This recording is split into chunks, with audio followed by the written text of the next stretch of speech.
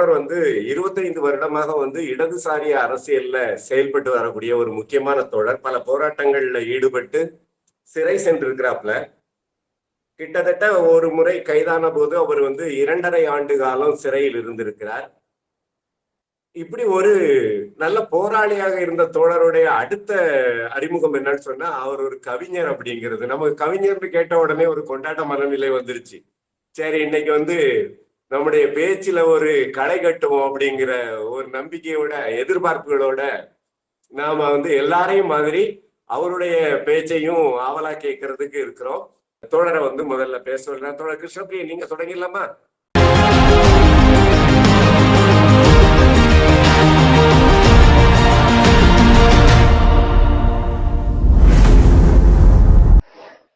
இந்திய பொதுவுடைமை இயக்கத்தின் நூற்றாண்டு நிறைவை ஒட்டி நியூஸ் பொன்னுலகம் இந்த நிகழ்வை தொடர் கலந்துரையாடல் நிகழ்வை ஏற்பாடு செய்கிறது.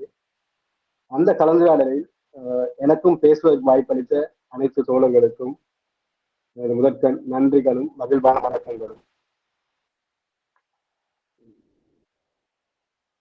நம்ம எல்லாரும் நமக்கு எல்லாம் தெரிஞ்ச வகையில 20ஆம் நூற்றாண்டு என்பது தொடக்க கால பகுதி. சில முக்கியமான நிகழ்வுகளின் ஆரம்பமாக இருந்துச்சு.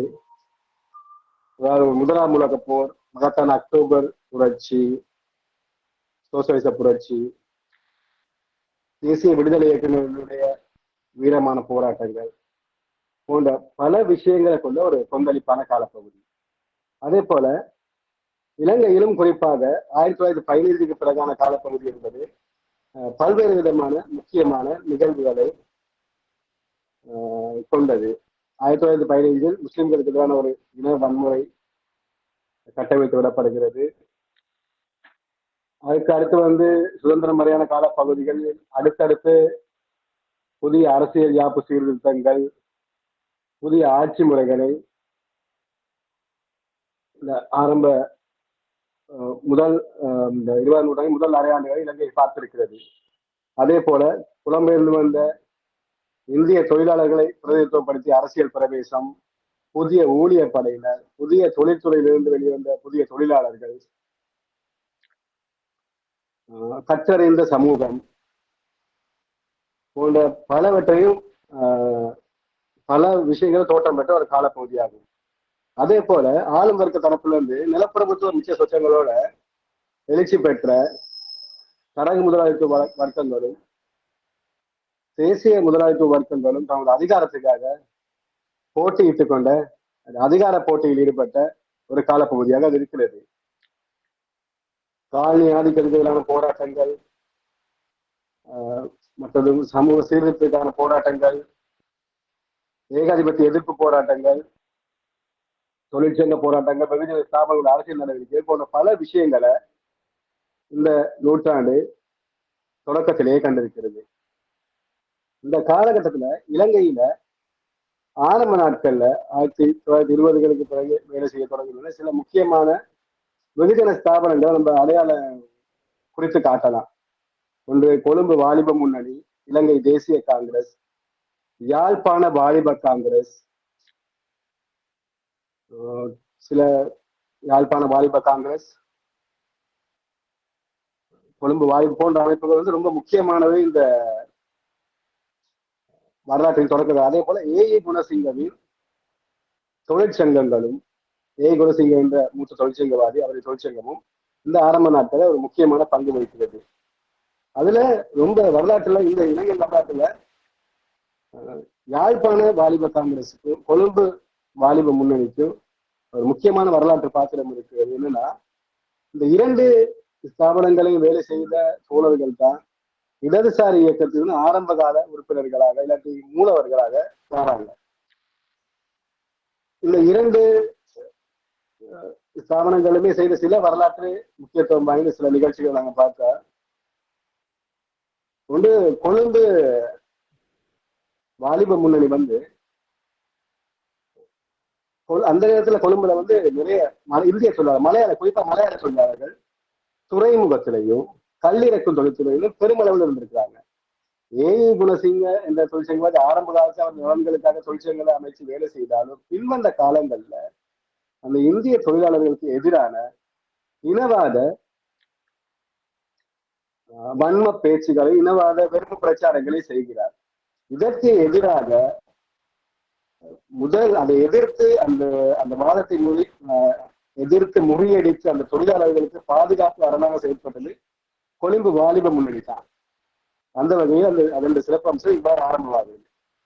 அதற்கு அடுத்து வந்த காலப்பகுதிகளில் இந்த முதல் உலக போருக்கு பின் இந்த பிரித்தானிய ஏகாதிபத்தியம் என்பது இராணுவ நிதி சேகரிப்புக்காக பொப்பி மலர் இயக்கத்தை இங்க செய்யுது. இந்த வாலிப முன்னணி என்ன செய்யறாங்கன்னா, இந்த பொப்பி மலர் இயக்கத்துக்கு எதிர்ப்பு தெரிவிச்சு ஒரு காலனி எதிர்ப்பு, காலனியாதிக்க எதிர்ப்பு நிகழ்வா என்ன செய்யறாங்கன்னா சூரிய மலர் இயக்கத்தை தொடங்குறாங்க. இந்த பொப்பி மலர் விற்பனை இயக்கமும் இந்த அரசு ஏகாதிபத்திய அரசு செய்யும் போதே இவங்க சூரிய மலர் இயக்கத்தை செய்யறாங்க. சூரிய மலர் இயக்கத்துக்கு நோக்கமா என்ன சொல்றாங்கன்னா, அந்த நேரத்துல சிங்கள சமூகத்துல தாழ்த்தப்பட்ட மக்களாக இருந்த ரொடியா என்ற சமூகத்தினுடைய பிள்ளைகளோட கல்வி வளர்ச்சிக்கான ஒரு நிதி சேகரிப்பு அதை செய்து அதை வெற்றி அடைய செய்யறாங்க. அந்த இயக்கத்தை வெற்றி அடைய செய்து அந்த மூலம் சேகரிக்கப்பட்ட நிதியை அந்த மக்களுக்கு சென்றடைய செய்யறாங்க. அதே போல இவர்களோட இன்னொரு முக்கியத்துவம் வாய்ந்த பணியாக இதை கொள்ளலாம்னா, அந்த நேரத்தில் இலங்கையில கண்ட கொடிய தொற்று நோயாக இருந்த மலேரியா நேரத்துல, மலேரியா தொற்று நேரத்துல மிக பல்லாயிரக்கணக்கான மக்கள் இருந்திருக்காங்க. கிட்டத்தட்ட 1,00,000 பேர் அளவுல இருந்ததாகவும் புள்ளிவிவரங்கள் சொல்றாங்க. அந்த நேரத்துல பாதிக்கப்பட்ட மரணமடைந்த மக்கள், அந்த பாதிக்கப்பட்ட மக்களோடு கூட இருந்து அவரோட நிவாரண பணிகளையும் மருத்துவ உதவிகள் செய்ததுல இந்த சூரிய மலர் இயக்கம், அந்த கொழும்பு வாயுமொழியை தயாரித்த சூரிய மலர் இயக்கம் மிக முக்கியத்துவம் வாய்ந்த பணியாற்றுது. அதே போல இங்க யாழ்ப்பாண வாலிப காங்கிரஸ் நாங்க எடுத்துட்டோம்னா, யாழ்ப்பாண வாலிப காங்கிரஸ் வந்து ஒன்று ஏகாதிபத்திய எதிர்ப்பு, காலனி ஆதிக்க எதிர்ப்பு, அதே நேரத்துல அன்றைய நேரத்துல சமூகத்துல புரையோடி போயிருந்த சாதிய தீண்டாமைக்கு எதிராக மிக முக்கியமாக களத்தில் செயல்பட்ட ஒரு அமைப்பு. அவர்கள் வந்து ரொம்ப முக்கியமான ஒரு விஷயத்த செய்யறாங்க. என்னன்னா, அது சாதி ஆதிக்கத்து மாதிரி மதச்சார்புமே வலியுறுத்தி அரசியல் செய்த ஒரு அமைப்பு. 1931ஆம் ஆண்டு டொனமூரி யாப்பு சீர்திருத்தம் வருகிறது. அந்த டொனமூரி யாப்பு சீர்திருத்தத்தின் பிறகு சர்வசன வாக்குரிமை அந்த யாப்புல தான் வருது. முதல் முதல் இலங்கைக்கு சர்வசன வாக்குரிமை வருவது 1931 தான். இந்த இதுக்குள்ளதான் எல்லாருக்குமே வாக்குரிமை வழங்கப்படுது. அதாவது இந்திய தொழிலாளர்கள், அதாவது பெருந்தோட்ட தொழிலாளர்கள், தமிழர்கள், இந்தியாவில் கொண்டு வரப்பட்ட அந்த தமிழ் தொழிலாளர்களுக்கும் அப்போது சர்வசன வாக்குரிமை வழங்கப்படுகிறது. வாலிப முன்னணி வந்து இந்த டொனமூரி யாப்பால, இந்த சீர்திருத்தால கொண்டு வரப்பட்ட இந்த தேர்தலை அவர்கள் நிராகரிக்கிறார்கள், பகிஷ்கரிக்கிறார்கள். அவர்கள் சொன்ன காரணம் என்னன்னா, இது டொமினியன் அந்தஸ்தை தான் நம்ம நாட்டுக்கு தருது, பூரணமான சுதந்திரத்தை தரவில்லை என்ற காரணத்தை அந்த நேரத்துல தேர்தலை பகிஷ்கரித்து ஒரு மிக முக்கியமான ஒரு, அது இன்றைய வரை வரலாற்றுல பேசப்படுற ஒரு நிகழ்வா இருக்கு. இப்படி இந்த இரண்டு வெகுஜன ஸ்தாபனம் மிக முக்கியத்துவம் வாய்ந்த அமைப்பாக இருக்கிறது. இலங்கை இடதுசாரி இயக்கங்கள்ல முதல் 25 ஆண்டுகள், அதாவது 35 தொடங்கி 60 ஆண்டுகள் வரையான காலப்பகுதி ஒரு முக்கியத்துவம் வாய்ந்த வரலாற்றுல ஒரு சிறப்பான ஒரு காலப்பகுதி என்று சொல்லலாம். 35ஆம் ஆண்டு முதல் அரசியல் கட்சி தோற்றம் பெறுது. அந்த முதலாவது அரசியல் கட்சியே ஒரு இடதுசாரி கட்சி. இந்த சூரிய மலர் இயக்கத்தில் இருந்த ஆரம்ப கட்ட தோழர்கள் கொல்வினா டி சில்வா, திலீப் குணவர்தன, லெஸ்லி குணவர்தன, பீட்டர் கனமன், எஸ்.ஏ. விக்ரமசிங்க, இப்படி விவியன் குணவர்தன, என்.எம். பெரேரா போன்ற தோழர்கள் எல்லாம் சேர்ந்துதான் இந்த கட்சியை ஸ்தாபிக்கிறாங்க. 35ல ஸ்தாபித்த பிறகு அவர்கள் ரொம்ப முக்கியமான பல வேலைகளை செய்யறாங்க. அது வரைக்கும் தொழிற்சங்க அமைப்புகள் எல்லாமே தொழிலாளர் மத்தியில் இயங்கி வந்திருந்தாலும் இவர்களோட தோட்டத்துக்கு பிறகு இந்த தொழிற்சங்க இயக்கத்துக்கு ஒரு சிறப்பு இருக்குது. என்னன்னா, தொழிலாளர்களை அமைப்பாக்கியதிலும் அவர்களை அறிவூட்டியதிலும் புரட்சிகர உணர்வூட்டி அவர்களை செழுமைப்படுத்தியதிலும் இந்த தொழிற்சங்க இயக்கங்களுக்கு மிக முக்கியமான ஒரு பங்கு இருக்கிறது. இந்த இடதுசாரி தோட்டத்துல வந்து முக்கியமா அந்த காலத்து முக்கியமான சில அம்சங்கள் முக்கியத்துவம் வகிக்கிறதுனா, சோசியலிச லட்சியம், ஏகாதிபத்திய எதிர்ப்பு, தொழிலாளர் வர்க்கத்தை அணிதிரட்டுறது, வர்க்க ஐக்கியத்தை அமைப்பாக்கி அறிவூட்டி அவர்களை புரட்சிக்கு தயார்படுத்துவது போன்ற பல்வேறு முக்கியமான அம்சங்களை கவனம் செலுத்தி வேலை செய்த காலம் என்று சொல்லலாம். அதே நேரத்துல அந்த நேரத்துல இலங்கை இந்த ஆளும் வர்க்கம் முன்னெடுத்த இனவாதத்தை தீவிரமாக எதிர்த்ததுல அவருக்கு இடதுசாரிகளும் மிக முக்கியத்துவம் வாய்ந்த பங்கு இருக்கிறது. இப்படி தோன்றி சில காலத்துக்குள்ளே இந்த இப்படி சிறப்புகள் தோன்றி சில காலத்துல ஒரு பிளவு வருகிறது. அந்த பிளவு என்னன்னா, இந்த பார்ட்டிக்குள்ள இருந்தவங்கள ட்ரொட்ஸ்கியத்தை ஏற்றுக்கொண்டவர்களும் ஸ்டாலினிஸ்ட் எல்லாமே உண்டாயிருந்து அந்த பார்ட்டி தொடங்குறாங்க. அந்த சோவியத் ரஷ்யாக்குள்ள இருக்க பார்ட்டிக்குள்ள ஸ்டாலினுக்கும் ட்ரொட்ஸ்கிக்கும் இடையிலான அந்த விவாதங்கள் பெரிதாகும் போது இதுல ஒரு தரப்பு ட்ரொட்ஸ்கிய தரப்பு என்ன செய்யுது, நாங்க 3வது அகிலத்தை ஏற்றுக்கொள்ள மாட்டோம், 3வது அகிலத்தின் தீர்மானங்களை கட்டுப்பட மாட்டோம்னு சொல்லி அந்த விவாதத்துல ஸ்டாலின் ஏற்றுக்கொண்டவர்கள் பிரிந்து போறாங்க. அப்படி பிரிந்து போறதுல எஸ்.ஏ. விக்ரமசிங்க, கனமன் 2 பேரும் மிக முக்கியமான தலைவர்களா இருக்கு. அவங்க ஸ்டாலின் ஏற்றுக்கொண்டு பிரிந்து போறாங்க. பிரிந்து போய் அவங்க சிலோன் ஒர்க்கர்ஸ் காங்கிரஸ் என்ற ஒரு அமைப்பை உருவாக்குறாங்க. அந்த சிலோன் ஒர்க்கர்ஸ் காங்கிரஸ் தான் பிறகு ஐக்கிய சோசியலிச கட்சி என்றும் அதற்கு பிறகு சிறிது காலத்திலே கம்யூனிஸ்ட் பார்ட்டி ஆஃப் ஸ்ரீலங்கா என்றும் பெயர் பெறுகிறது. இதுதான் கம்யூனிஸ்ட் கட்சி தோற்றமிட்டது. எல்எஸ்எஸ்பி இருந்தவங்க தான் பிறகு பிரிந்து போய் கம்யூனிஸ்ட் பார்ட்டியை அங்க தோற்றுவிக்கிறாங்க. அதே போல எல்எஸ்எஸ்பியில இன்னொரு விதமான ஒரு பிரிவு வருகிறது. அதே குறிப்பிட்ட காலத்திலேயே தான் எதுவும் நடக்குதுன்னா, அதுல கொல்விநாதி சில்வா தலைமையில கொல்விநாதி சில்வா, லெஸ்லி குணவர்தனா, டிசோசா போன்றவர்கள் என்ன செய்யறாங்கன்னா, அதுல ஒரு 3 பேர். கொல்விநாதி சில்வா ஒரு சம்பவத்துல சிறையில் இருக்கார். அதாவது ஏகாதிபத்திய எதிர்ப்பு நடவடிக்கையின் போது மோகம்பர சிறையில் வைக்கப்படுகிறார். கண்டி மோகம்பர சிறைச்சாலையில். அங்க இருந்து தப்பி அவர் இந்தியா வர்றாரு. இந்தியாவில தலைமையில இருக்காரு.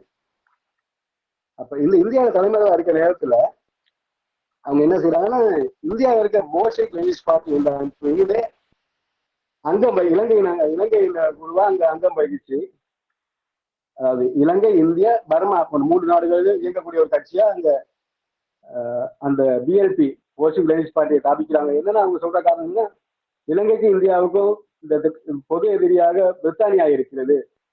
இந்தியாவின் விடுதலைக்கு சாத்தியம் இல்லாம இலங்கைக்கும் விடுதலை சாத்தியம் இல்லை. இலங்கை பிரித்தானியா ஒரு முக்கியமான இடமா இருக்கிறதுனால, ஒரு வர்த்தகத்துக்கு முக்கியமான இடமாக இருக்கிறதுனால, நாங்க இந்தியாவோட சேர்ந்து இந்த காலனி ஆதிக்க எதிர்ப்பில் ஈடுபடணும் என்ற விதமா அந்த பார்ட்டியை உருவாக்கி அங்க வேலை செய்யறாங்க. பிறகு அதை இலங்கைக்கு வந்த பிறகு இந்தியாவில இருந்து அவங்க தேசிய விடுதலை போராட்டங்கள் எல்லாம் அங்க பங்கு பெற்று இருக்கிறார்கள். விவியன் குணவர்தன, எஸ்லி குணவர்தனா, பகுதாசி இந்திய தேசிய விடுதலை போராட்டங்களில் பங்கு பெற்றிருக்கிறார்கள். அவங்க திரும்ப இலங்கைக்கு வந்த பிறகு போல்ஷெவிக் சமாஜ பார்ட்டி என்று இணைந்து புதிய அமைப்பு ஒன்றை தொடங்கி வேலை செய்து கொண்டிருக்கிறார்கள்.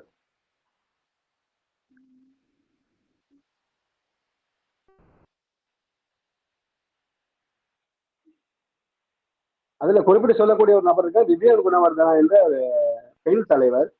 அவர் சூழியமலர் இயக்கத்திலேயும் மிக முக்கியமா முன்னணியில இருந்தவர். அவர் இந்திய தேசிய விடுதலை போராட்டங்களை பங்கு பெற்றியவர். இலங்கையில முதல் பெண் அமைச்சராகவும் இருந்தவர். அவர் இந்த ஸ்தாபக உறுப்பினர்களும் ஒருவராக இருக்கிறார். இடதுசாரி இயக்கத்துக்கு ஸ்தாபக உறுப்பினர்கள்ல ஒருவராக இருக்கிறார். அதற்கு பிறகு இந்த அமைப்புகளோட எல்எஸ்எஸ்பி, பிஎஸ்பி போன்ற, அதாவது போல்ஷெவிக் சமாஜ பார்ட்டி பிரிந்து ஒரு 47 வரைக்கும் இயங்குகிறார்கள்.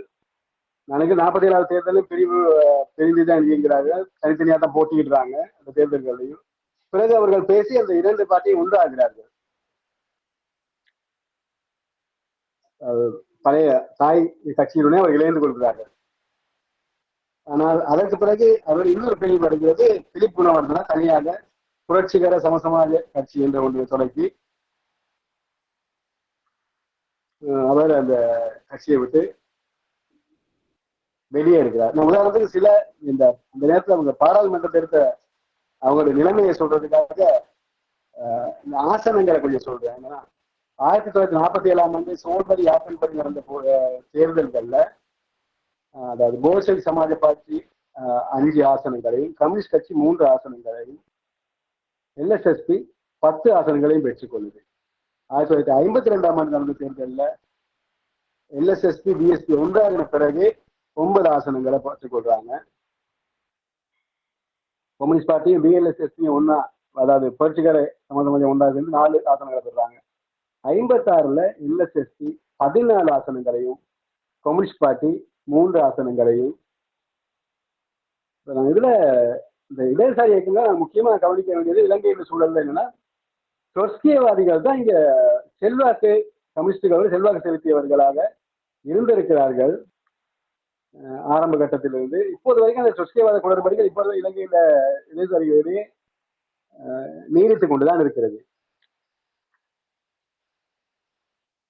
அதே போல இங்க 3 விதமான போக்க நாங்கள் அடையாளங்கான இடதுசாரியானது. ஒன்று ட்ரொட்ஸ்கியவாத போக்கு உண்டு, இன்னும் மார்க்சிய லெனினிசத்தை ஏற்றுக்கொண்டவர்கள், செல்வாக்கு மிக்கவர்களாக மார்க்சிய லெனினிசத்தை ஏற்றுக்கொண்டவர்கள். இன்னொரு தரப்பு தான் ஜேவிபி விளைவோடு வந்த ஜேவிபியின் சாகசவாத மனநிலையோடு இயங்கக்கூடிய அந்த ஒரு போக்கு. இலங்கை முக்கியமாக குறிப்பிட்டு சொல்லக்கூடிய 3 போக்கான இந்த ட்ரொட்ஸ்கி, இந்த ஜேவிபியினுடைய இந்த சாகசவாத மனநிலைக்கு பின்னாக்கும் ட்ரொட்ஸ்கிவாத கருத்துக்கள் செல்வாக்கு செலுத்தி தான் இருக்கு. அதுக்கு நிறைய சான்றுகள் நம்ம பிறகு பார்ப்போம். ஏன் அப்படி நம்ம அதை சொல்ல வேண்டியது. நாங்க முன்னதே பார்த்தோம், இந்த இடதுசாரிகள் வந்து சிறுபான்மை இனத்தவர்களுக்கு எதிரான பௌத்த தேசியவாத அரசியலுக்கு எதிராக ரொம்ப மிக தீவிரமாக போராடினாங்க அப்படின்னு. அது 35-36 டிஎஸ் நடக்க வைத்த இனவாத திட்டங்களுக்கு எதிராக எல்லாம் இந்த இடதுசாரிகள் மிக முக்கியமாக குரல் கொடுத்து களமாடி இருக்கிறார்கள். 1930களில் நம்ம இந்த மலையாள தொழிலாளர்களுக்கு எதிராக ஏ குணசிங்கா இனவாத பிரச்சாரத்தை கட்டவிழ்த்து விட்டாரு. அதற்கு அவர்களுக்கு இந்த பல்லிறக்கும் தொழிலாளர்கள் மிக கூடிய அளவுல மலையாள தொழிலாளர்கள் இருந்திருக்கிறார்கள். அதையெல்லாம் முறியடித்து அவர்களை கட்டாற்றதில்லை, அவர்கள் காத்து அமைப்பாக்கி அவர்களுக்குரிய உரிமைகளை பெற்றுக் கொடுப்பது முன்னின்றது இடதுசாரி அமைப்பினர் தான். டிஎஸ் சேனாநாயக்கா தலைமையிலான 47ஆம் ஆண்டு அரசாங்கம் இந்திய பெருந்தோட்டத்தில் இருக்கக்கூடிய இந்திய தொழிலாளர்கள், தமிழ் தொழிலாளர்களுடைய குடியுரிமையை பறிக்க போது அதற்கு எதிராக இலங்கை இந்திய காங்கிரஸோட இணைந்து அந்த பறிப்பு சட்டத்துக்கு எதிராக தங்களுடைய வாக்குகளை பிரயோகித்தோடு பாராளுமன்றத்திலும் அதுக்கு எதிராக கடுமையாக போராடி அதை தடுத்து நிறுத்த முயன்றாலும் அது முயற்சி பலனளிக்கவில்லை. கம்யூனிஸ்டுகளும் இந்த ட்ரொட்ஸ்கியவாதிகள் இருவருமே தமிழர்களோட தேசியம் இல்லை என்பதையும் அவர்களுக்கு சுயநிர்ணயம் இருக்கு என்பதையுமே ஏற்றுக்கொண்டவர்களாக தங்களை காட்டிக் கொண்டிருந்தார். ஆரம்பத்திலிருந்து வெளிப்படுத்தியவர்கள் தான். இதை குறிப்பிட்டு சொல்ல வேண்டியதா இருக்குன்னா, சமஷ்டி கட்சி 1951 தான் இவ்வாறு புலகணத்தை செய்யுது இலங்கை அரசியல்ல. ஆனா அதற்கு முன்னரே கம்யூனிஸ்ட் கட்சியும் ட்ரொட்ஸ்கியவாத அமைப்புகளும் இலங்கையில் தமிழர் ஒரு தேசிய இனம் என்பதை ஏற்றுக்கொண்டு அரசியலுக்கு வந்தவர்களாக இருக்கிறார்கள்.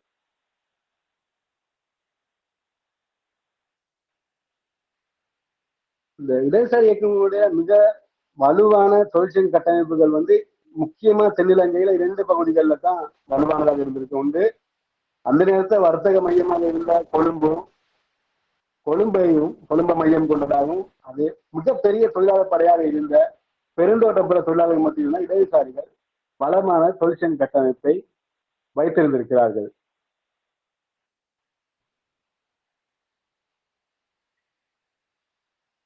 இந்த நேரத்தில் நம்ம இந்த இடதுசாரிகள் இந்த காலத்துல விட்ட ஒரு தவறை நம்ம சுட்டி காட்டினா என்ன அப்படின்னா, இந்த எஸ்டபிள்யூஆர்டி பண்டாரநாயக்கா 1956ஆம் ஆண்டு ஆட்சி கைப்பற்றிருக்கிறார். அவர் என்னன்னா, அவர் சிங்கள மகாசபை என்ற ஒன்று வந்து 1940களில் இருந்து ஒரு அரசியல் ஸ்தாபனத்தில் நடத்தி வந்திருக்கிறார். அப்ப இந்த 1956-50களில் அவர் தேசிய முதலாளிகளை ஒரு முக்கியமான சக்திகளை இனங்கள் தேசிய அபிலாஷைகளை பிரதிபலிக்கிறது மாதிரியான ஒரு தேர்தலை நோக்கிய ஒரு பிரச்சாரத்தையும் அதற்கான செயற்பாடு தளத்தையும் உருவாக்குறாரு. அப்ப அவர் அதுல பஞ்சமபல அந்த 5 மகா சக்திகள் என்று பெயர் குறிப்பிட்டு ஒரு 5 சக்திகளை, சமூகத்திற்கு 5 சக்திகளை அவர் பெயர் குறிப்பிட்டு அவர்கள் நினைச்சு கொள்றார். முதலாவது ஆசிரியர் மாணவர்கள், ஆயுர்வேத வைத்தியர்கள், இளம் பௌத்த பிக்குமார்,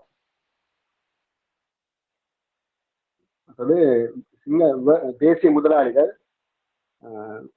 விவசாயிகளும் உழைக்கும் கிராமப்புற சிங்கள மக்களையும் அவர் இணைத்து ஒரு 5 மகா சக்திகள். இவர்களை இணைத்து இவர்களை 5 மகா சக்திகள் என்று குறிப்பிட்டு தேர்தலுக்கான மிக வலுவான கூட்டணிகளை அமைத்து அந்த தேர்தலை மிக பெருமையாக அவர் வெற்றி அடைகிறார். அதுக்கு 47 52 வந்த யூஎன்பி ஆட்சி குளறுபடிகளும் நிறைய காரணம். அவர் ஆட்சிக்கு வாழ்ந்தது அதுல செய்த இடதுசாரிகள் தவறு இழைக்கிறாங்க. என்னன்னா, அவருக்கு தொழிலாளர்கள் மத்தியில வேலை செய்த அளவுக்கு கிராமப்புற உழைக்கும் மக்கள் அமைப்பாக்குவதிலையும் அணிதிரட்டுவதிலையும் கவனம் செலுத்தாமல் விட்டதும் அந்த பண்டாரநாயக்க அடையாளங்கள் அதை பயன்படுத்தி கொண்டார் என்றுதான் சொல்ல வேண்டும்.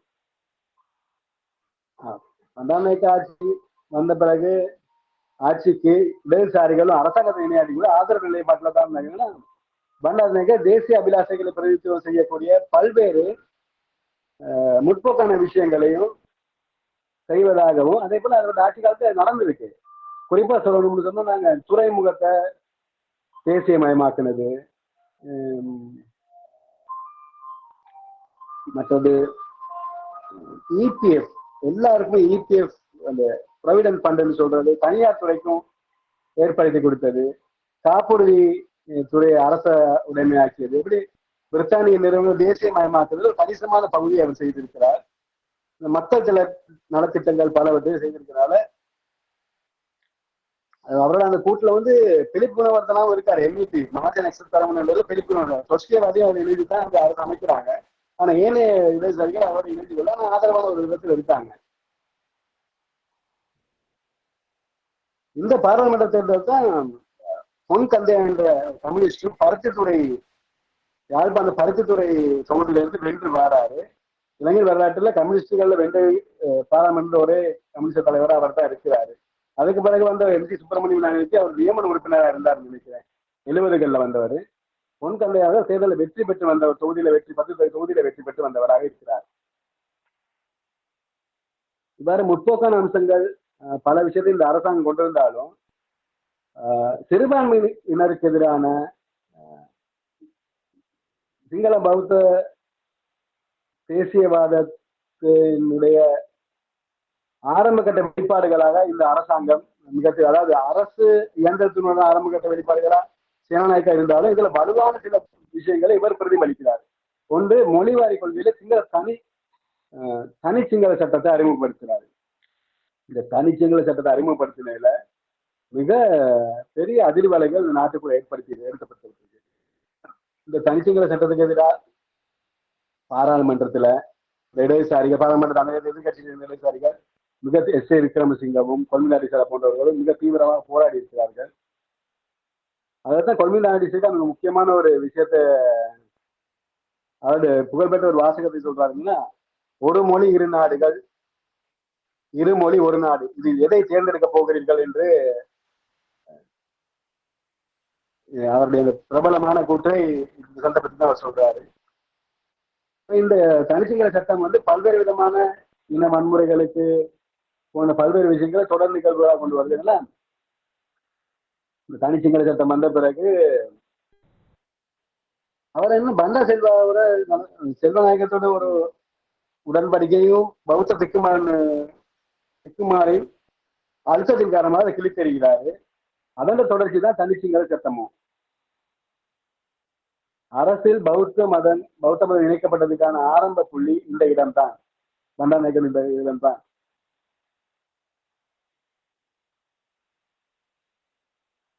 இந்த தனிச்சிங்கள சட்டத்துக்கு பிறகு ஸ்ரீ யாழ்ப்பாணத்துல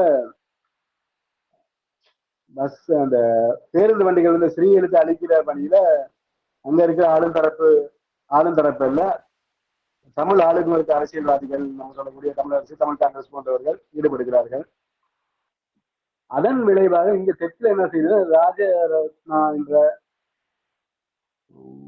சிங்க இனவாதி இங்க தமிழ் எழுத்துக்கள் தார்பூசும் இயக்கத்தையும் செய்யறாங்க. இப்படி மாறி மாறி செய்த விளைவு இன வன்முறைகள்ல வந்து முடிஞ்சு கிழக்கு பக்கம் இலங்கையின் கிழக்கு பகுதிகளில் கல்லோயா ரயட்ஸ் என்று சொல்லக்கூடிய கல்லோய வன்முறை என்று சொல்லக்கூடிய 5 நாள் தொடர்ந்து இந்த வன்முறைகள் பரவலா எல்லா இடத்துலையும் திட்டமிட்டு செய்யாது போல ஒரு திட்டமிட்டு அது செய்யப்பட்ட வன்முறைகள் தற்செயலாக இருந்த வன்முறை தோற்றம் காட்டினாலும் இது அரசால திட்டமிட்டு செய்யப்பட்ட வன்முறைகள் தான் என்பதை ஒரு இடதுசாரி தலைவர் தான் நமக்கு பாராளுமன்றத்துல ஆதாரபூர்வமாக அது அந்த நேரத்தில் சொன்னார். இந்த லெஸ்லி குணவர்தனா பாராளுமன்ற உரையின் போது தான் சொல்றாரு, இல்லை இது திட்டமிட்ட வன்முறை தான். தொடர்ச்சி 5 நாட்கள் நடக்குது. கிட்டத்தட்ட 70ல இருந்து 300 பேர் வரை இறந்து போனதாக தகவல் சொல்லுகிறது. லெஸ்லி குணவர்தனத்தில் இல்லை, இந்த சுதந்திர கட்சிக்குள் மத்திய குழுக்குள் இப்போ தீர்மானம் வந்தது, இவ்வாறான வன்முறைகளை கட்டவிழ்த்து விடுவது என்பது தமிழர்கள் தெற்கு பரவலாக இருக்கக்கூடிய தமிழர்களை வடக்கு நோக்கி அனுப்பி வைக்க வேண்டும் என்ற தீர்மானம் இருந்ததாகவும் அவர் சொல்றாரு, ஆதாரபூர்வமாக அவர் சொல்றாரு. அந்த நேரத்தில் இந்த 4 நாட்கள் இந்த வன்முறைகள் நடந்து கொண்டிருக்கும் போது இந்த பிரதமர் அதுக்கு எதிராக எந்த நடவடிக்கையும் எடுக்க மாட்டேன்றாரு. எடுக்காம மௌனமா இருக்கும்போது எதிர்கட்சி தலைவராக இன்னும் பெரியரா தான் பிரதமர் கையாளத்தனத்தை வெளிப்படுத்துகிறார் என்று கடுமையான துணியில் பேசி அதுக்கு பிறகுதான் அவசர கால சட்டம் பிரகடனப்படுத்தி முதல் தடவையாக ராணுவம், இந்த இலங்கையின் வரலாற்று முதல் தடவை ராணுவம் வந்து அந்த வன்முறைகளை அடக்கி பழமையான சூழலுக்கு வந்து வந்திருக்கிறது. அப்போதுதான் முதல் தடவையாக யாழ்ப்பாணத்துக்கு ராணுவம் அனுப்பப்பட்டிருக்கிறது. ஏனைய இடத்துக்கு அனுப்பப்பட்ட ராணுவத்தினர் மீள பெறப்பட்டாலும் யாழ்ப்பாணத்துக்கு அனுப்பப்பட்ட ராணுவத்தினர் அப்போதும் கூட உடனடியாக மீள பெறப்படவில்லை. அதுல இன்னொரு சிறப்பு என்னன்னா, அந்த ராணுவத்தில் அந்த நேரத்தில் தளபதியாக இருந்தவர் என்டன் முத்துக்குமார் என்பவர் ஒரு தமிழர், யாழ்ப்பாணத்தை பிறப்பிடமாக கொண்ட ஒரு தமிழர். அதாவது இலங்கை ராணுவத்துல தமிழர் தளபதியாக இருந்த ஒரே சந்தர்ப்பம் இதுவாகத்தான் இருக்கு. அது ஒரு வரலாற்று இருந்த ஒரு என்ன ஒரு அது ஒரு முரண் நகையா என்னன்னு சொல்றதுன்னு தெரியல.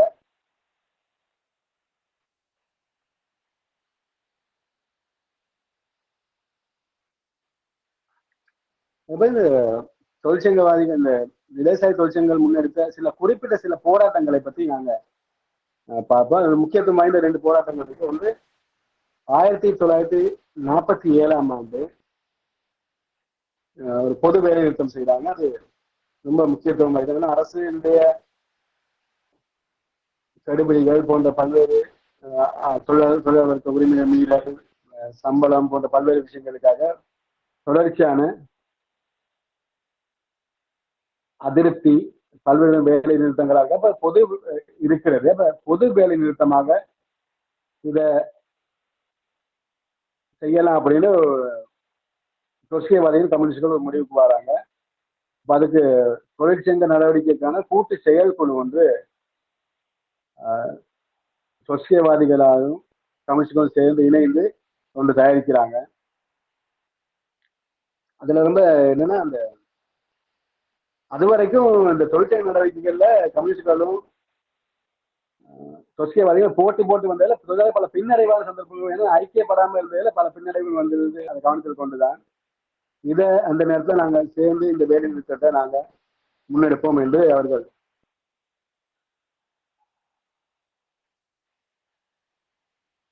இந்த முடிவுக்கு வராங்க. அப்ப அந்த 1947ஆம் ஆண்டு பொது எல்லா தரப்பு தொழிலாளர்களும் இணைந்த ஒரு பொது வேலை நிறுத்தம் நடைபெறுகிறது. அதுல பல்லாயிரக்கணக்கான தொழிலாளர்கள் கலந்து கொண்டு அது அந்நியர் ஆட்சிக்கு எதிராக நடைபெற்ற ஒரு மிக முக்கியமான ஒரு வேலை நிறுத்தமாக இருக்கிறது. அந்த வேலை நிறுத்தம் வந்து பிரித்தானிய ஏகாதிபத்தியத்தை அசைக்கு பார்த்தது என்று சொன்னா கூட மிக இல்லை. ஏன்னா அதுல பல்லாயிரக்கணக்கான கிட்டத்தட்ட 1 லட்சம் பேர் தொழிலாளர்கள் அதில் கலந்து கொண்டதாக தகவல்கள் சொல்றாங்க. அதுல ஒரு வி கந்தசாமி அப்படிங்கிற ஒரு தமிழ் இளம் எழுதுவினைஞர், அந்த தொழிற்சங்கத்தை தொழிலாளர்கள் மட்டும் இல்லாம எழுதுவினைஞர் எல்லா விதமான தொழிற்சங்கங்களும் அதில் பார்ட்டிசிபேட் பண்ணல. அதுதான் இதுல ரொம்ப முக்கியமான அம்சம். அப்ப அதுல வி கந்தசாமி என்கிற இளம் எழுதுவினைஞர் சுட்டுக் கொல்லப்படுறார் போலீஸ் பாக்கி. இந்த வேலை நிறுத்தத்தின் போது அந்த தொழிலாளர் உடலை காலி முகத்திலிருந்து ஊர்வலமாக எடுத்து வருகிறார்கள். எல்லா தொழிலாளர்களும் தொழிற்சங்க உறுப்பினர்கள் எல்லாருமே கோட்டை ரயில் நிலையம் வரை கொண்டு வந்து அங்கிருந்து அது யாழ்ப்பாணத்தை அந்த உடலை அனுப்பி வைக்கிறார்கள். இது வரலாற்றுல வந்து ஒரு முக்கியமான சம்பவமாக இதுவரைக்கும் சொல்லப்படுது. அதுபோல 1953ஆம் மாபெரும் ஹர்த்தால், அரசு மக்களுக்கு வழங்கிய மானியங்கள் போன்ற பல்வேறு விஷயங்களை விலை நீக்கியதாலையும் அத்தியாவசிய பொருள் விலை ஏற்றத்தினாலேயும் வந்து ஒரு மாபெரும் ஹர்த்தாலாக இருக்குது. இது ரொம்ப முக்கியமான ஒரு விஷயமா இருக்குன்னா, கம்யூனிஸ்ட் கட்சியின் தொழிற்சங்க சம்மேளனம், LSSP தொழிற்சங்கங்கள் எல்லாம் சேர்ந்து ஏற்படுத்த மிகப்பெரிய ஒரு ஹர்த்தாலாக இலங்கை பூராகவும் எல்லாருமே இணைந்து நடத்திய ஒரு மாபெரும் ஹர்த்தாலாக வரலாற்று நினைவு கூறப்படுது. இந்த கடுமையான அடக்குமுறை விடப்பட்டு 9க்கும் மேற்பட்ட உயிர் பலி நடக்கிறது. அதுக்கு பிறகு வந்த நேரத்துல என்னன்னா, இந்த ஹர்த்தால் ஒரே நாள்ல முடிவு பெற்றது ஒரு கம்யூனிஸ்டுகளை நீடிக்க முடியாம போனது, கம்யூனிஸ்டுகள் நீடிக்க முடியாம போனது ஒரு மிகப்பெரிய ஒரு துயரமான சம்பவம் தான்.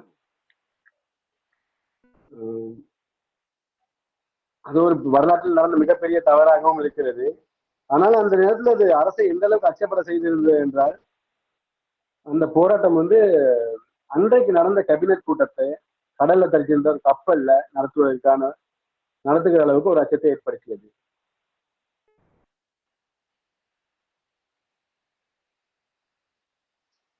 இன்னொரு 15 நிமிஷம் இருக்கனால அந்த இந்த இப்போது இருக்க இந்த அறகலையே அதுகளுக்கு இடைத்தரகர்கள் பங்கு அதுகளை பத்தி நம்ம பார்ப்போம் தோழர். இப்ப நாங்க இது ஒரு மிக விரிவா தான் நான் இதை தயார்படுத்தி இருக்கிறேன். இப்ப எனக்கு ஒரு சந்தேகம் இந்த குறிப்பிட்ட இந்த ஹிஸ்டாரிக்கல் இதுல இந்த இந்தியாவுடன் தொடர்பு சில முக்கியமான குறிப்புகள் நம்ம இன்னொரு அமர்வு நம்ம பார்ப்போம். இப்ப நான் இந்த அறகலையோட வர இந்த மக்கள் எழுச்சியோட வர விஷயங்கள், அதுக்குரிய அடிப்படைகள் என்ன அப்படின்றத நம்ம கொஞ்சம் பார்க்கலாம். அதுக்கு பிறகு எனக்கு நேரம் இருந்தா நம்ம இந்த விஷயங்களை கொஞ்சம் பார்ப்போம்.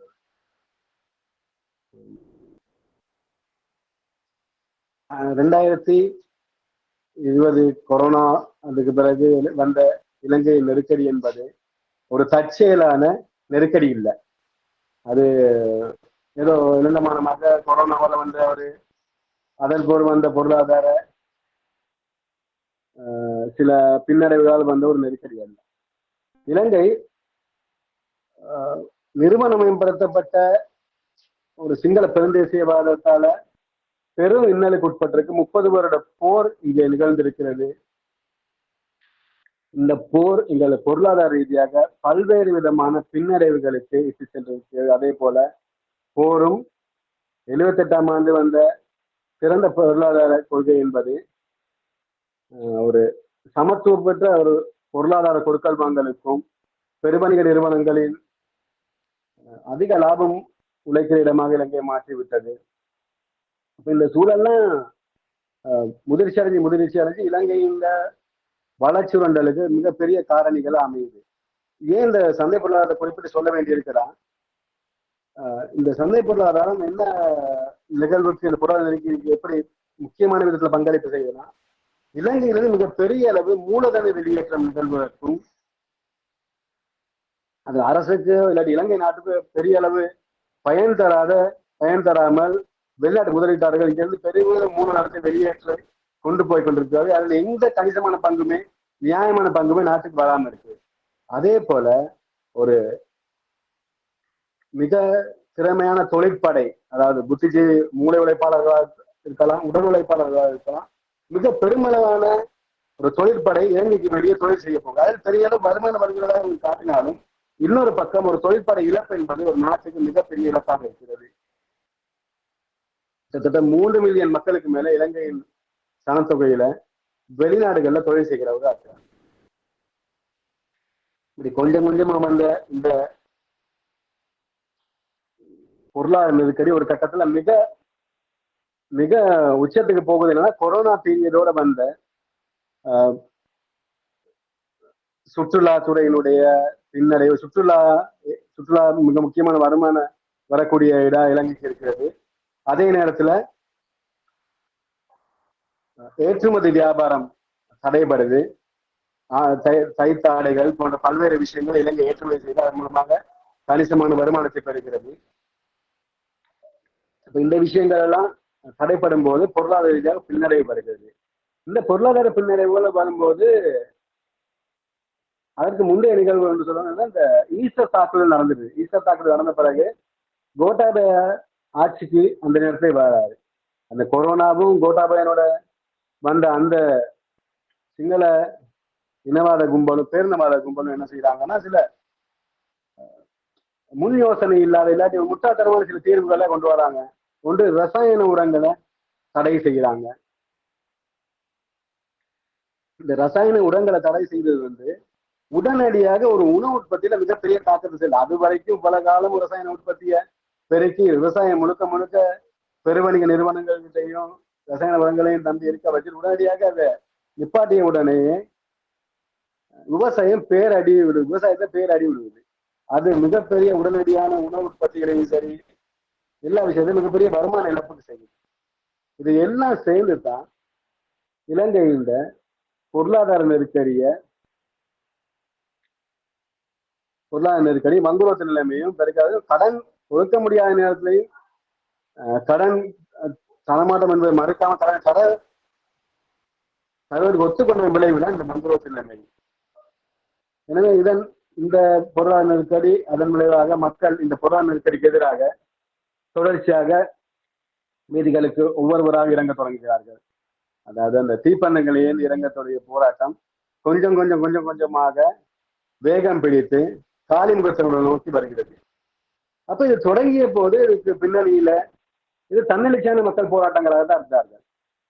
தொடங்கிய பிறகு எல்லா அரசியல் கட்சிகளும் அமைப்புகளுமே இந்த போராட்டத்தோடு ஏதோ தங்களுக்கு ஏற்ற வகையில் பயன்படுத்த தங்களுடைய அரசியல் நிகழ்ச்சி நிகழ்வுக்கு ஏற்ப அந்த போராட்டத்தோடு இணைந்திருந்தார்கள். இனவாதிகளும் இருந்தார்கள், குட்டி முதலாளித்துவ சக்திகள் இருந்தார்கள், என்ஜிஓக்கள் இருந்தன. அதே போல இலங்கையின் சூழல்ல 90 வலுவிழந்த நிலைமையில காணப்பட்ட இடதுசாரிகளும் அதுக்குள்ள மக்களோட மக்களா அன்றாடம் இருக்கத்தான் செய்தார்கள். அந்த மக்கள் போராட்டத்தை மிகச்சரியா இல்லாட்டி அதை பயன்படுத்தி கொண்டது இப்போது ஜேபி தலைமையில் இருக்க என்பிபி அரசு தான். ஏன்னா அவங்க அதை சரியா பயன்படுத்தி அதுல இருந்தே தங்களுடைய பிரச்சாரங்கள் தொடங்கிட்டாங்க. அவர்களும் அதில் ஒரு தரப்பாகத்தான் இருந்தார்கள், தலைமை ஏற்கவில்லை.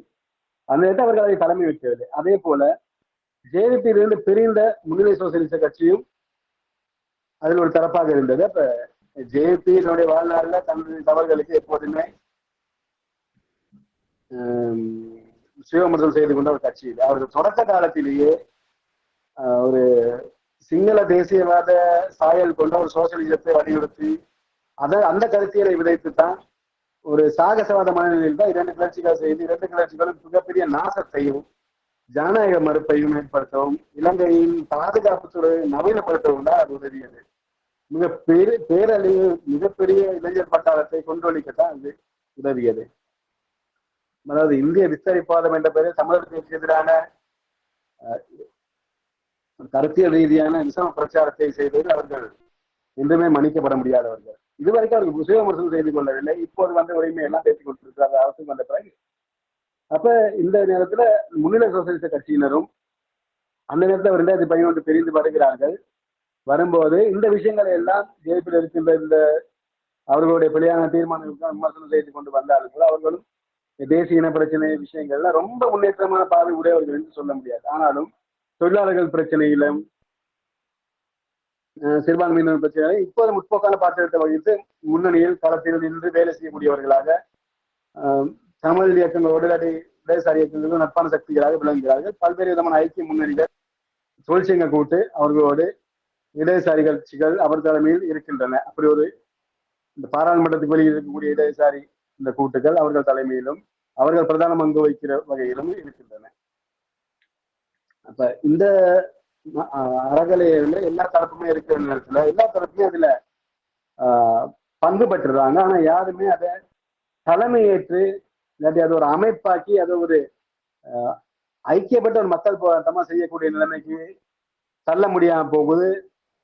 அதை பயன்படுத்தி கொண்டது வெளிநாட்டு ஏகாதிபத்திய சக்திகள் தான். அதை பயன்படுத்தி திரும்ப ஒரு ரணில் விக்ரமசிங்கவை கொண்டு வராங்க. அவர்கள் பயன்படுத்தி ஒரு ஆட்சி மாற்றத்திலிருந்து மெல்ல மெல்ல எல்லா விஷயங்களும் வளமை கொண்டது போல பொருட்கள் தடையில்லாம கிடைக்க தொடங்குது. எரிபொருள் வருது, விலையேற்றம் இருந்தாலும் பொருள்கள் தடையில்லாம கிடைக்கிறது. மக்கள் தங்களுடைய நிலைமைகள் பின்வாங்கி போராட்டம் கைவிடப்படுகிறது. அந்த அளவில் போராட்டம் முடிவடைகிறது. அதில் இடதுசாரி சக்திகளும் அரசியல் செய்கிறவர்கள் முற்போக்கு சக்திகள் கற்றுக்கொள்வதற்கு ஏராளமாக இருக்கிறது. அந்த போராட்டத்தை ஏன் தமக்கு அதை கையேற்ற முடியவில்லை, ஏன் மிகப்பெரிய போராட்டம் வழிநடத்த முடியவில்லை, எந்த இடத்தில் தவறு செய்தோம், வரலாற்றில் நாம் செய்த தவறு எந்த இடத்துக்கு வந்து நிற்கிறது போன்ற பல்வேறு விஷயங்கள் சிவவிமர்சன ரீதியாக இடதுசாரிகள் பார்க்க வேண்டிய ஒரு போராட்டமாக சிறிய சிறிய சக்திகளை அங்க போயிட்டு பார்ட்டிசிபேட் பண்ண மக்களோட மக்களாக பங்கெடுக்க மட்டும்தான் முடிந்ததை ஒழிய அவர்களை வழிநடத்தவோ தலைமையேற்றவோ முடியாமல் போனது. அதனுடைய பலனை இன்றைக்கு என்பிபி அரசு ஏற்றுக்கொண்டிருக்கிறது. இதைத்தான் குறித்தான் அந்த அறகலையை பற்றி சொல்லணும்னா இப்ப என்பிபி அரசு அந்த என்பிபி கூட்டு பற்றி அறிஞ்சு கொள்ளணுமா அதை பத்தி நான் சின்ன ஒரு என்னுடைய கருத்துக்களை சொல்லலாம். NPP இப்போது ஒரு முற்போக்கான ஒரு அரசு போல தோற்றம் காட்டினாலும் அதனுடைய வரலாற்று தவறுகளுக்கு அதனுடைய பிரதான கட்சியான JVP எப்போதுமே மன்னிப்பு கோரியதோ சிவமரசம் செய்து கொண்டதோ இல்லை. செய்யாம தாங்கள் ஏதோ இப்போது NPP என்ற கூட்டு முற்போக்கானவர்கள் இருக்கா, முற்போக்கான சக்திகள் இருக்கக்கூடும், படித்தவர்கள் இருக்கக்கூடும், ஒரு பொதுவான மக்கள் ஒரு பாப்புலிஸ்ட் ஒரு ஸ்டைல்ல ஒரு வெகுஜன ஸ்தாபனமாக கட்டி எழுப்பப்பட்டு போது ஆட்சியை பிடிக்கிற அளவுக்கு வளர்ந்திருக்கிறாங்க. இந்த மாற்றம் மிகப்பெரிய ஒரு முற்போக்கான மாற்றத்தை இலங்கைக்கு கொண்டு வர முடியும்னு எனக்கு இதுல ஏன்னா எல்லாருமே ஒரு ஆங்கில ஊடகங்களும் சரி சரி ஐரோப்பாவில் வரக்கூடிய இடதுசாரி பத்திரிகைகளும் சரி மார்க்சிஸ்ட் கட்சி என்பது போலத்தான் அவர்களை முன்னிறுத்துறாங்க. அது ஒரு பிழையான ஒரு இது. என்னன்னா அவர்கிட்ட அந்த தன்மைகள் ரொம்ப ரொம்ப குறைவு. மார்க்சிய அடிப்படைகளை எப்போது கைவிட்டு விட்டார்கள். ஒரு காலம் மாவோவை ஸ்டாலினை அவர் ஏற்றுக்கொண்டதில்லை. ஆனால் டொர்ஸ்கியவாதிகளை அவர் மாவோயிஸ்டுகள் என்று சொல்லுகிறார்கள். அது ஆனாலும் உண்மையில் அவர்கள் டொர்ஸ்கியவாத பாதிப்பு தான் கூட இருக்குது. அடிக்கடி அவர்கள் டொர்ஸ்கியின் பணத்தை பயன்படுத்தாட்டி கூட டொர்ஸ்கியுடைய கொட்டேஷன்ஸ் சொல்லக்கூடியவர்களாக JVP சரி அவர்களும் தெரிஞ்சது முன்னணி சோசியலிச கட்சியும் அப்படி இருக்கிறார்கள். டொர்ஸ்கியினுடைய தாக்கம் இலங்கை அரசியல்ல ரொம்ப அதிகமாக அது பல்வேறு விதமான ஒருமுனைவாத செயற்பாடுகளுக்கும் தொழிலாளர் ஐக்கியத்துக்கும் உழைக்கும் மக்களோட ஐக்கியத்துக்கும் பல விதமான பங்கங்களையும் இல்லாட்டி பாதகமான நிலைமைகளையும் ஏற்படுத்தியிருக்கு. போர் காலத்திலையும் கூட ஏற்பட்ட ஐக்கிய முன்னணிகளை எல்லாம் சிதைச்சது இல்லாட்டி முன்னர்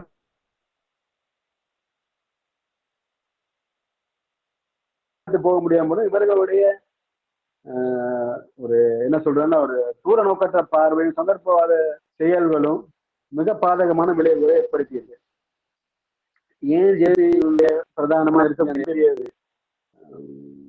முற்போக்கான மாற்றம் எதுவும் இளைஞர் கொண்டு வரதுக்கான சாத்தியம் இல்லை என்று நான் சொல்றேன். அப்படின்னா அதே பழைய வழியில தான் போறாங்க, அதே பழைய திட்டமிடல்கள் தான் போறாங்க. IMF அதே கோரிக்கைகளுக்கு இணங்கி போக போறாங்க. அது எங்களுக்கு எப்போதுமே ஒரு வெற்றி. IMF பல்வேறு விதமான வரி டெக்ஸேஷன் விஷயமா இருக்கட்டும், இறக்குமதி விஷயங்கள் எல்லாம் ரொம்ப டெக்ஸ் ஃப்ரீ பண்றதும் இறக்குமதிய இயல்பாக்குறதுலேயே ரொம்ப அழுத்தம் கொடுப்பவர்களா இருக்கிறது. அப்ப பொருளாதார நெருக்கடி இருக்கிற ஒரு நாட்டுல முதலீட்டாளர்களுக்கு டெக்ஸ் ஃப்ரீ பண்ணுவதும் இல்லாட்டி இறக்குமதியை கூட்டுவது என்பது எவ்வாறு பொருளாதார நெருக்கடியில் நம்ம நாட்டை மீட்கும் என்று அவர்கள் நினைக்கிறார்கள் என்று தெரியாது. எங்களுக்குரிய பொருளாதார திட்டமோ ஒரு முறையான திட்டமிடலோ ஒரு சுயாதீனமான பேச்சுவார்த்தையை நோக்கி போய் இந்த எங்களுக்கு கடன் கொடுத்தது சுயாதீனமான பேச்சுவார்த்தையின் அடிப்படையில் தான் இந்த பொருளாதார நெருக்கடிக்கு தீர்வு காணப்பட வேண்டுமே ஒழிய IMF நிபந்தனைகளோடு போய் நாங்கள் எந்த பேச்சுவார்த்தையோ எதுக்கு இணங்கினாலுமே அது திரும்பவும் ஒரு மிகப்பெரிய அதர பாதாளத்திற்கு தான் எங்களை கொண்டு சேர்க்கும் என்பதை தான் இப்போது உள்ள இந்த நிகழ்வுகள் தொடர்.